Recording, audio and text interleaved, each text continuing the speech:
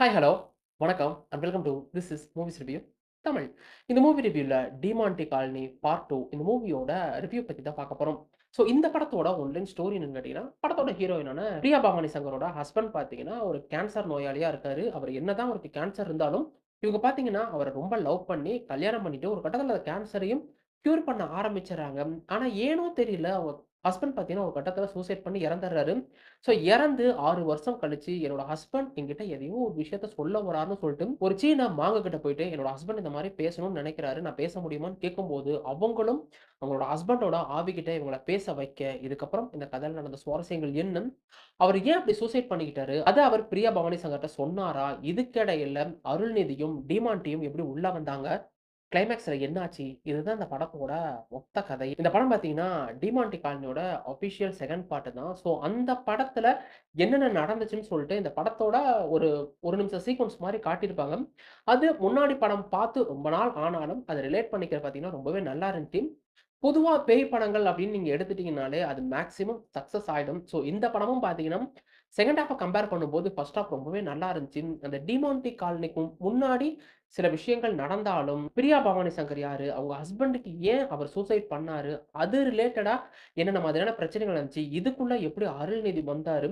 அருள்நிதியோட back ஸ்டோரின்னு சொல்லிட்டு நெறைய விஷயங்கள இந்த படத்துல பார்த்தீங்கன்னா, இன்க்ளூட் பண்ணியிருக்காங்க. அது மட்டும் இல்லாம இந்த படம் பார்த்தீங்கன்னா, டிமான்டி காலனியோட 1 பார்ட் நடந்ததுக்கு, அந்த கதை களத்துக்கு பேரலலா நடக்கிறனால, ஸோ அது பார்த்தீங்கன்னா ரொம்பவே டிஃபரெண்ட்டா இருந்துச்சு. அந்த படத்துக்கு முன்னாடியும் இல்லாம, பின்னாடியும் இல்லாம ஒரே க காலகட்டத்தில அந்த கதை நடக்கிற மாரி கொண்டு போயிருப்பாங்க. அது பர்சனலா பார்த்தீங்கன்னா, ரொம்பவே எனக்கு புடிச்சிருந்துச்சு. இதுவர பார்த்தீங்கன்னா, 1 ஹால்ஃப் ரொம்பவே அட்வென்ச்சரா எடுத்திருப்பாங்க. அந்த டிமான்டி காலனில அப்படி என்னதான் பிரச்சனை இருக்கு? அதுக்கு பின்னாடி இருக்க ஒரு புக்கா இருக்கட்டும், அது 6 வருஷம் கழிச்சு 6 வருஷத்துக்கு ஒன் டைம் அந்த மாரி ஏன் இன்சிடென்ட் நடக்குதுன்றதெல்லாம் பார்த்தீங்கன்னா, ரொம்ப நீட்டா பிரசன்ட் பண்ணியிருப்பாங்க. 2ண்ட் ஹால்ஃப கம்பேர் பண்ணும்போது, அந்த அட்வென்ச்சர்ஸா இருக்கட்டும், அந்த ஒரு 1 ஹால்ஃப் பார்த்தீங்கன்னா, முழுக்க முழுக்க கிரைம் த்ரில்லர் பேட்டர்ன்லயே கொண்டு போயிட்டு, மிஸ்ட்ரி இன்வெஸ்டிகேஷன் மாதிரி கொண்டு போயிட்டு, 2ண்ட் ஹால்ஃப பார்த்தீங்கன்னா, அப்படியே அது லெட் டவுன் பண்ணிடுது. நல்லா இல்லையான்னு கேட்டா, நல்லா இருக்கு. ஆனா 1 ஹால்ஃப்ல இருந்த பரபரப்பு 2ண்ட் ஹால்ஃப்ல பார்த்தீங்கன்னா, ரொம்பவே கம்மி. 1 ஹால்ஃப்ல படத்துல பார்த்தீங்கன்னா, ஒரு சீக்வென்ஸ் வரும்ல. இவங்க 4 பேர் உள்ள உட்காந்து, அவங்களுக்கு அந்த வீட்டுக்குள்ள என்னென்ன மாதிரியான பிரச்சனை நடக்குதோ, அதே மாதிரி இந்த படத்துலயும் ஒரு சீக்வென்ஸ் வச்சிருக்காங்க. அது முடிஞ்சதுக்கு அப்புறம் கிளைமாக்ஸ்ல 3 பார்ட்டுக்கு லீட் குடுத்தாலும், அதெல்லாம் பார்த்தீங்கன்னா, இன்னும் கொஞ்சம் இம்ப்ரெசிவா பண்ணியிருக்கலாமோன்னு தோணுச்சு. இத தவிர இந்த படத்தோட சினிமாட்டோகிராஃபியா இருக்கட்டும், விஎஃப்எக்ஸா இருக்கட்டும், இல்ல சவுண்ட் டிசைனிங்ன்னு சொல்லிட்டு ரொம்பவே நல்லா இருந்துச்சு. அருள்நிதிய பொறுத்தவரைக்கும், அவர் எப்பயுமே மினிமம் கேரண்டி படம் தான் எடுப்பாரு. ஒன் டைம் ஆச்சு பார்க்கலான்ற மாரி தான் அவரோட படங்கள் இருக்கும். ஸோ இந்த படத்துலயும் பார்த்தீங்கன்னா, டாப் நாச்சான ஒரு பெர்ஃபார்மன்ஸே குடுத்திருக்காரு. இந்த படத்துல அருள்நிதிய விட பிரியா பவானி சங்கருக்கு நெறைய ஸ்கோப் இருந்தாலும், அவங்களும் பார்த்தீங்கன்னா, குடுத்தத நீட்டாவே பண்ணியிருக்காங்க. மொத்தத்துல இந்த டிமான்டி காலனி பார்ட் 2 எப்படி இருக்குன்னு கேட்டீங்கன்னா, இதுக்கு முன்னாடி வந்த படத்தோட கம்பேர் பண்ணும்போது, எனக்கு 2ண்ட் ஹால்ஃப் மட்டும் இன்னும் கொஞ்சம் மேக்கிங்ல பெட்டரா இருந்திருக்கலாமோன்னு தோணுச்சு. 1 ஹால்ஃப் முழுக்கவே பார்த்தீங்கன்னா, முழுக்க முழுக்க கிரைம் த்ரில்லரா கொண்டு போயிட்டு, 2ண்ட் ஹால்ஃப்ல பார்த்தீங்கன்னா, அந்த பரபரப்பு எங்கேயுமே இல்லாம, முழுக்க முழுக்க ஜம்ப் ஸ்கேர வச்சே எடுத்துட்டாங்களோ! அப்படின்ற ஒரு ஃபீல் தான் வந்துச்சு. பட் நல்லா இல்லையான்னு கேட்டா, நல்லா இருக்கு. இருந்தாலும் 1 ஹால்ஃப் அளவுக்கு இன்னும் கொஞ்சம் பெட்டரா இருந்திருக்கலாமோன்னு தோணுச்சு.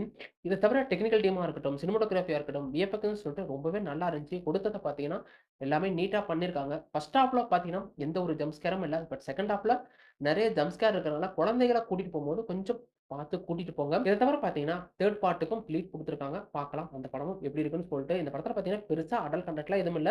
பட் ரத்தம் தெறிக்கக்கூடிய சில காட்சி அமைப்புகள் இருக்கு. இத மட்டும் மைண்ட்ல வச்சுட்டு பாருங்க. நீங்க குடுக்கக்கூடிய அந்த 2 1/2 மணி நேரத்துக்கு கண்டிப்பா வொர்த்தபிளா இருக்கும்ன்றதுல எந்த ஒரு சந்தேகமும் இல்ல.